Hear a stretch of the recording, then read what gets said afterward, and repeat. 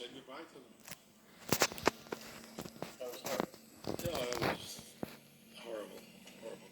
But on the other hand, I felt that I had done everything possible. I tried. I tried my very best. In March of 1979, Nelson locked up the Chatsworth Cemetery vault and walked away. When the authorities opened the vault a year later, they found the bodies had thawed. The newspaper headlines were unforgiving, and so were the California courts. When the horrified families of the deceased sued Nelson for millions of dollars, they won, easily.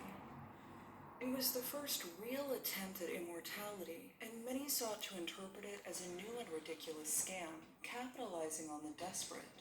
But the modern immortalists hold a certain reverence for these early efforts. Every year they celebrate two holidays. January 12th, James Bedford Day, the anniversary of the first person to be frozen.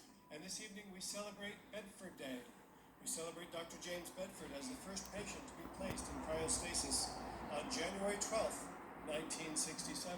And a day they call Remembrance of the Resurrectables, where they pay respects to the people who are frozen and waiting to live again. We shall hold it up for these men and women and children until we shall all meet again in a brighter future. We shall now remember the resurrections. The field of cryonics would continue, but the first generation of immortals lost any opportunity they may have had to resurrect.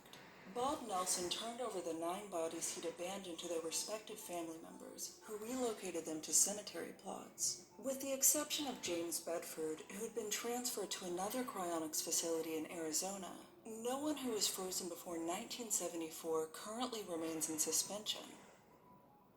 By the 1980s, the public at large seemed disturbed by cryonics. The thawing, the mishandling of the deceased by technicians with no expertise,